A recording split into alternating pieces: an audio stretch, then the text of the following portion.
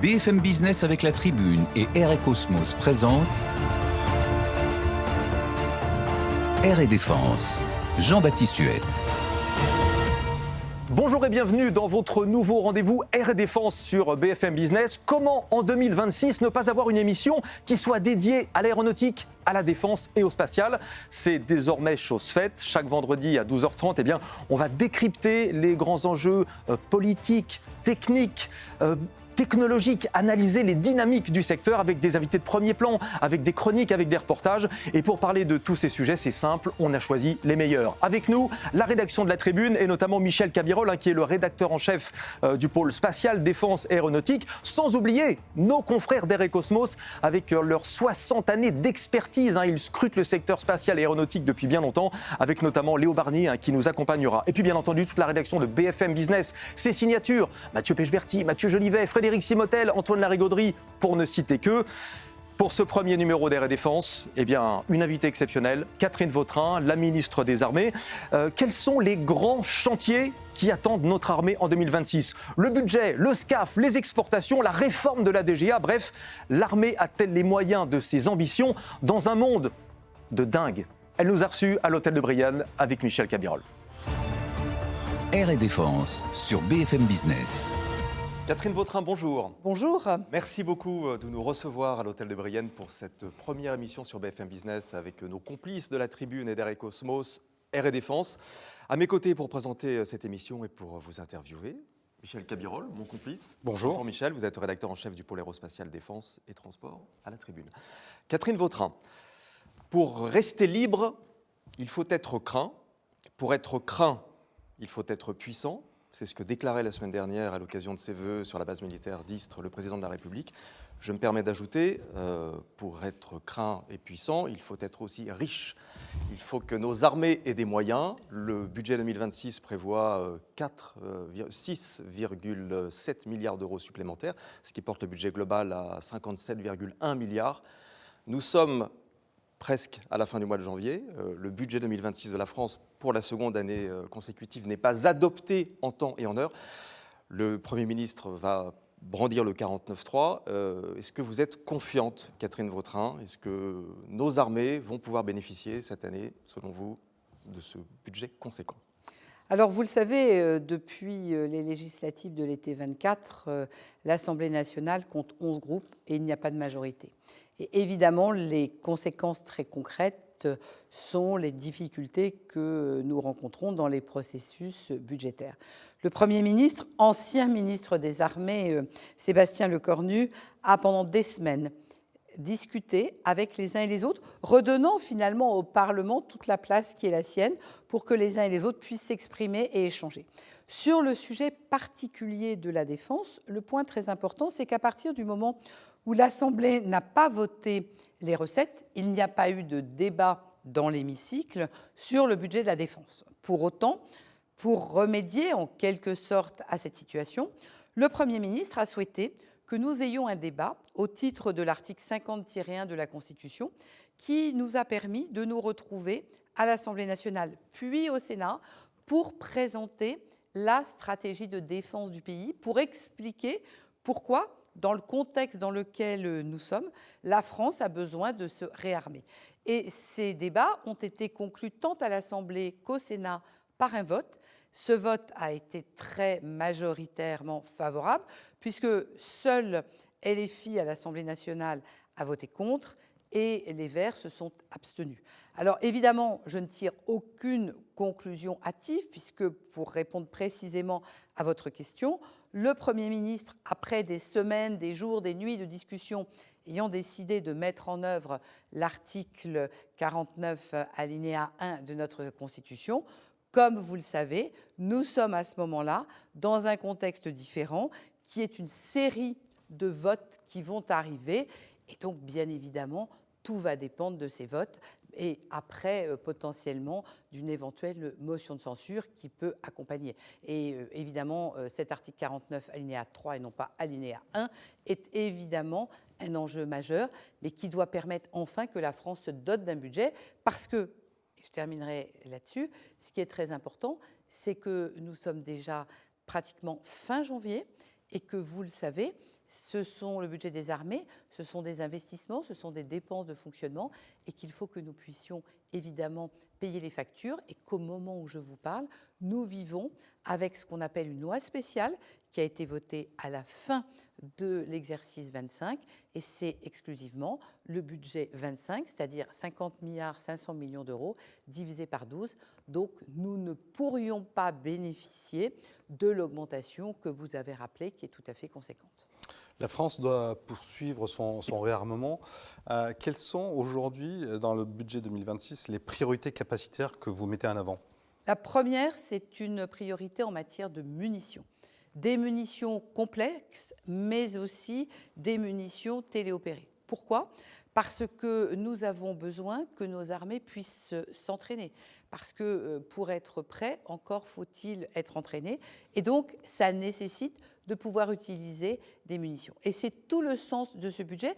On sait aussi, et c'est l'autre élément tout à fait important, que je voudrais dire qu'aujourd'hui, le théâtre d'opération, il est des fonds marins jusqu'à l'espace. Ce qui donc nous conduit à devoir investir pour apporter des réponses sur l'ensemble de ces différents éléments. Donc ça va évidemment des missiles, en passant par des obus, en continuant bien évidemment par des fusils, parce qu'il y a aussi besoin de fusils. Ça passe évidemment par des drones, par de la lutte anti-drone. Ça passe par des véhicules. On est encore dans toute la gamme Scorpion, mais on a des commandes de véhicules qui sont tout à fait importantes. Ça passe évidemment pour la marine avec une nouvelle frégate. Si je vais sur l'armée de l'air, nous remplaçons les 2 Rafales que nous avons perdus en 2024. Donc vous voyez, c'est un champ de commande extrêmement important. Donc évidemment des heures d'activité tout à fait importantes pour l'industrie de notre pays parce qu'il y a toutes ces acquisitions dont je viens de parler, mais vous connaissez parfaitement le sujet de la défense et vous savez comme moi que le maintien en conditions opérationnelles, ce sont des heures d'entretien parce qu'un char est programmé pour fonctionner un nombre d'heures, après quoi il faut l'entretenir, même chose pour nos avions, et ce sont donc aussi des heures qui sont des heures de maintien en conditions opérationnelles, ce qui permet de voler plus, ce qui permet d'utiliser plus les équipements.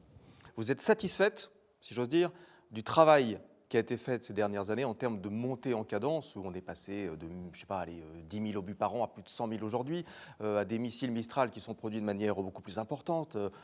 Il y a encore un gros travail à faire ou on a déjà quand même quelque chose Alors, vous avez parfaitement raison de souligner le travail qui a été fait. On est sur des cadences multipliées par 4, par 3 pour d'eau. Donc, il y a un effort qui a été fait. Vous savez, quand on est à l'école, quelquefois dans les appréciations, on a des efforts, mais il faut continuer, ou des efforts, mais il faut aller plus loin. Alors, je ne suis pas professeur, mais pour autant, je crois que c'est cela que nous avons en partage. Chacun mesure que dans l'instabilité actuelle, il faut encore aller plus loin. Et au-delà de l'instabilité actuelle, il y a un deuxième enjeu sur lequel je veux venir. C'est qu'il faut que nous soyons conscients que si aujourd'hui, la France est encore le 2e pays exportateur, nous ne sommes pas les seuls. Et des pays qui étaient hier, notamment en grand export, des pays qui étaient des clients, aujourd'hui nous disent, dans les relations partenariales ou bilatérales qui sont les nôtres, nous voulons devenir de vrais partenaires. En d'autres termes, nous aussi, nous avons évolué, nous aussi, nous avons une base industrielle de défense, nous aussi, nous avons des choses à vendre et à vous vendre. Et donc, on a un positionnement stratégique de la France en termes de qualité, en termes de capacité à délivrer et bien évidemment en termes de prix. Donc vous voyez, il y a des enjeux de capacité à délivrer, mais il y a d'énormes enjeux de compétitivité. Lors d'un conseil d'investissement ministériel en décembre, si je me rappelle bien, il y a eu qui a porté notamment sur le porte-avions. Qui est un endroit secret. Qui est un endroit secret, mais qui a porté... Je vois que vous êtes bien informé. Qui a porté sur le porte-avions. J'avais une question par rapport au budget. Est-ce que le financement de cet objet de souveraineté nationale est complètement bouclé? Parce qu'on parle de plus en plus d'une facture qui s'envole. Alors, le financement, comme vous le savez, est un financement qui s'étale sur pratiquement une vingtaine d'années, puisque par définition, Le président de la République a annoncé au mois de décembre le lancement de ce porte-avions nouvelle génération. Il aura l'occasion d'ailleurs de revenir sur le sujet dans les semaines qui viennent. Et comme vous le savez, au moment où nous sortons un projet comme celui-là, nous avons un plan de financement étalé sur toutes les années, puisque l'objectif, c'est que ce bâtiment soit à l'eau en 2038, pour être tout à fait précise. Donc oui, le plan de financement est parfaitement étalé. C'est donc un engagement d'une charge qui va évidemment être prise sur chacun des budgets d'investissement année après année. Le président de la République a annoncé lors de ses vœux aux armées une augmentation de la loi de programmation militaire de 36 milliards, si je me souviens bien. Entre 26 et 30. Voilà, 26-30.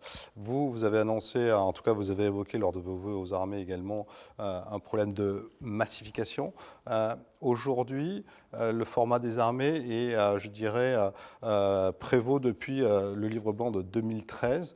Est-ce qu'il faut aujourd'hui plus de Rafales, plus de frégates de premier rang, M. Lecornu avait dit il y a, je crois, 1 an et demi ou 2 ans qu'il fallait beaucoup plus de Rafales et beaucoup plus de frégates de premier rang. Est-ce qu'aujourd'hui, avec ces 36 milliards, le format des armées va évoluer à la hausse? Alors, je crois que ce que l'on peut dire, c'est que ici même, à Brienne, le 13 juillet dernier, à la suite d'ailleurs des travaux qui avaient été faits pour la revue nationale stratégique, le président de la République a clairement dit que nous devions revoir le format de nos armées à la hausse. C'est très clair. D'où les 36 milliards sur un horizon assez court, 26-30. Mais vous citez le Premier ministre, Sébastien Lecornu, ministre des Armées, avait dit qu'il estimait que le poids de forme de nos armées se situait autour de 100 milliards par an de budget. Et je pense que très concrètement, nous devons continuer effectivement et aller plus loin sur l'équipement de nos armées. Et c'est d'autant plus vrai qu'il y a effectivement la trame chasse, qui est un élément majeur. On a également la trame char, qui mérite d'être regardée de la même manière. Et puis, n'oublions jamais que la spécificité française, c'est cette capacité unique en Europe. Et permettez-moi de revenir à la période anté-Brexit et donc de prendre l'Europe au sens large du terme, y compris avec la Grande-Bretagne. Nous sommes les seuls à avoir une dissuasion en maintien de conditions opérationnelles, tant aéroportées que navales. Et nous faisons ça aujourd'hui avec un budget qui, s'il est adopté, sera à 2,2% du PIB. Si je reviens à nos anciens du début de la Ve République, nous étions à l'époque à des budgets de la défense qui étaient autour de 4,5% du PIB. Donc on voit bien que cet effort, dont je souligne l'importance, à un moment où, on l'a évoqué tout à l'heure, vous voyez bien la complexité de voter un budget et de rester à un déficit qui ne dépasse pas les 5%. Donc je ne suis pas là à dire qu'on n'a pas fait grand cas des besoins de la défense, et je le souligne et je le reconnais volontiers. Je dis simplement que c'est un effort sur le long terme, parce qu'effectivement, dans le monde instable que nous connaissons, dès lors que le chef des armées, le président de la République, doit avoir la capacité d'une armée qui soit opérationnelle aussi bien pour la dissuasion que pour le conventionnel, c'est indispensable qu'on continue à travailler sur notre trame char, à travailler sur notre trame chasse, à avoir également des capacités en termes humains, parce que tous ces équipements, aussi performants soient-ils, ne sont rien si nous n'avons pas les femmes et les hommes de nos armées. Et vous avez vu que les schémas d'emploi sont en augmentation, que parallèlement à ça, nous augmentons la réserve opérationnelle, que nous avons lancé le service national des 26. C'est bien là aussi pour faire avancer notre modèle d'armée, parce que d'une part, nous voulons renforcer le lien armée-nation, conférer le service national, mais parallèlement à ça, nous avons besoin de ressources supplémentaires pour que ces armées soient en capacité de répondre aux défis qui sont les nôtres. Les 100 milliards, ce serait à quel horizon, grosso modo, pour la défense? Un peu tôt pour le dire aujourd'hui, puisqu'on voit bien que si on est à 36 milliards en augmentation, si on est très concret, on voit bien que si on rajoute 36 milliards aux 50 milliards 500 millions de 25, on n'est pas loin, mais il en manque encore une dizaine, pour être clair. Donc à l'horizon 2035? J'espère avant. D'accord. Catherine Vautrin, il y a un sujet qui nous passionne avec Michel depuis 2017. Oh là! Le SCAF, Oui. le système de combat aérien du futur. On a tous bien compris que les relations entre Airbus et Dassault Aviation étaient compliquées. Elles le sont moins pour d'autres. Juste avant de répondre sur le SCAF, sur son état d'avancement, où est-ce qu'on en est aujourd'hui, est-il encore d'actualité ou pas, je vous propose d'écouter Olivier Andriès, le directeur général de Safran, qui était auditionné la semaine dernière devant la Commission des affaires économiques de l'Assemblée nationale et qui nous disait quelque chose d'assez intéressant. On l'écoute. Il y a aujourd'hui, je dirais, une quasi-rupture, vous le voyez bien, au niveau des partenaires industriels avionneurs sur le pilier avion. Voilà, qui visiblement n'ont pas trouvé les moyens de travailler ensemble et de définir un petit peu leur manière de fonctionner ensemble. Et c'est vraiment une question après ça, de lien entre entreprises. Hein. C'est la volonté étatique ne suffit pas. Il faut que les acteurs industriels, je dirais, soient capables de travailler ensemble. La volonté étatique ne suffit pas toujours dans ce type de programme. Voilà ce que nous dit Olivier Andriès. Qu'est-ce que vous en pensez, Catherine Vautrin? Et puis, qu'est-ce que vous pouvez nous dire de l'état d'avancement de ce... Pour tout vous dire, j'ai échangé moi aussi avec Olivier Andriès. Et d'ailleurs, c'est intéressant parce qu'on voit les propres démarches entre industriels qu'il a eu lui-même à travailler. Moi, ce que d'abord je veux dire, c'est que je pense qu'il est important qu'on rappelle ce que c'est, parce que vous êtes deux spécialistes. Le SCAF, c'est un système de combat. Et ce système de combat, il comprend un cloud de combat, il comprend évidemment des effecteurs, et il doit, évidemment, il n'est pas au milieu de la nature, donc il doit être porté. Et tout le sujet, c'est comment est-il porté par un avion. Et tout le sujet, c'est la conception de cet avion. Et il y a effectivement une difficulté de coopération entre deux industriels, que sont Airbus d'un côté et Dassault de l'autre. Donc, évidemment, nous sommes là dans une relation qui est une relation d'industriels entre eux. Après, évidemment, ces industriels, pour l'un, nous sommes dans une relation de client-actionnaire, de État-client, État-actionnaire, et pour l'autre, nous sommes sur un fleuron français dont l'histoire se confond avec l'histoire de l'aviation française. Donc des liens qui sont proches avec ces deux industriels. Moi, mon souhait, évidemment, le plus profond, c'est de réussir à sortir ce projet. Je ne vous cache pas les difficultés qui sont les nôtres aujourd'hui.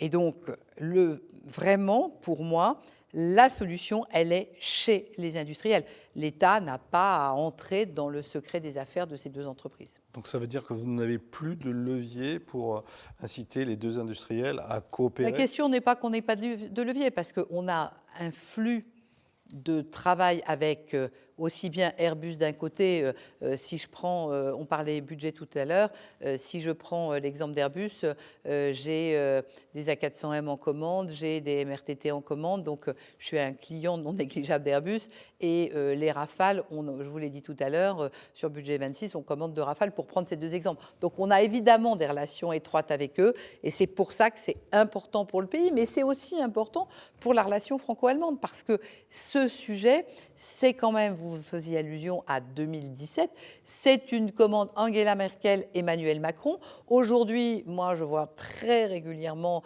Boris Pistorius, qui est mon homologue, mais je n'oublie pas que dans l'histoire, il y a les Espagnols. Parce que entre 2017 et aujourd'hui, il y a eu une ouverture aux Espagnols qui sont entrés dans Airbus et que finalement, aujourd'hui, ça n'est pas un mariage à deux, c'est un mariage à trois. Et qu'il y a aussi cet élément-là qu'il faut intégrer avec ces trois pays qui ont des industries, ces trois pays qui sont engagés. Et quelque part, je dois dire qu'il s'agisse de Margareta Robles, qu'il s'agisse de Boris Pistorius ou de Catherine Vautrin, les trois sont tasqués par leur gouvernement pour essayer de trouver des solutions. Il nous reste au moins deux sujets majeurs à aborder avec vous. L'export. Vous avez annoncé cette semaine que 2026-2025 était a priori une très bonne année, la troisième meilleure année pour les exportations françaises. Est-ce que vous pouvez nous en dire un petit peu plus? Vous avez raison. Je crois que c'est important qu'on redise que globalement, le chiffre d'affaires qui concerne l'ensemble de l'activité de la base industrielle technologique de défense représente 58 milliards d'euros. Pourquoi je le dis? Parce que sur l'ensemble du territoire français, beaucoup dans l'Hexagone, un tout petit peu évidemment dans les Outre-mer, c'est du chiffre d'affaires, donc ce sont des usines à proximité de nos concitoyens. Et dans ce chiffre, plus de 20 milliards représente l'export. Et donc, l'export, c'est de l'export dans de très nombreux domaines. C'est par exemple du canon César qu'on a encore cédé tout à fait récemment. Ce sont des véhicules Serval qu'on vient de vendre à la Belgique, si je devais prendre un exemple. C'est une frégate que nous avons livrée à la Grèce les derniers jours de décembre. Ce sont des Rafales que nous avons vendues. Là, moi, je vais en Indonésie la semaine prochaine pour la livraison de ces fameux Rafales. Pourquoi j'y vais? Tout simplement parce qu'il y a d'autres prospects derrière. Donc, ce que l'on voit, c'est que quelque part, c'est de la technologie française qui est achetée. Et ce qui est très important, c'est que cette technologie française, elle est souveraine et elle l'est aussi pour les pays qui vont acquérir. Et je faisais allusion il y a un instant, on le sait tous, un de nos concurrents, c'est le F-35 américain. Il n'y a pas la même liberté d'utilisation pour un pays qui achète du F-35 que pour un pays qui achète du Rafale. Je pense que c'est un élément extrêmement important. Recompter le nombre de pays européens aujourd'hui qui sont sous F-35 et regarder qui a quelque part aujourd'hui sa souveraineté parce qu'il dispose du Rafale. C'est par exemple le cas de la France. Justement, sur le contrôle export, il y a une souveraineté française. On a bien vu qu'au Parlement européen, il y avait des velléités de mettre le contrôle export au niveau de la Commission. Alors, c'était un ballon d'essai, certainement, mais vous avez la conviction, effectivement, que en matière d'exportation, il faut rester souverain. Absolument. C'est une opposition totale.